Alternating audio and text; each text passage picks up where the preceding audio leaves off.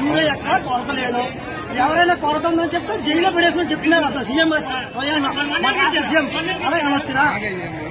ఇప్పుడు సీఎం గారు నేను బ్రేకింగ్ న్యూస్ లో చూశాను, మన సభలో ఏదో రాయలసీమ సభలో ఉన్నారా యూరియా కొరత లేదని చెప్తున్నారు మన సీఎం గారు, రాష్ట్ర సీఎం గారు. యూరియా కొరత లేకపోతే ఇదంతా ఏంటి చెప్పండి. సీఎం గారికి ఇలాంటి కనబడట్లేదా? ఇలాంటి కనబడలేదా సీఎంకి? పవన్ కళ్యాణ్ ఇది కనబడలేదా? లోకేష్ కి కనబడట్లేదా? చెప్పండి. కొరత లేదు అని చెప్తాను, స్టేట్మెంట్ ఇచ్చేస్తాను. ఆ లోన్ వాళ్ళకు తల చేస్తాను.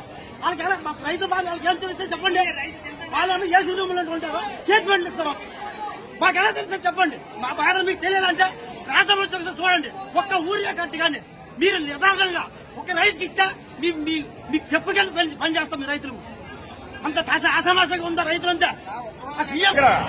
మనం వచ్చేటప్పుడు ఉండండి, మనం అక్కడ వచ్చేటప్పుడు రాండి, మంగళవారం వచ్చాం, బుధవారం రాండి మీకు ఇస్తామన్నారు.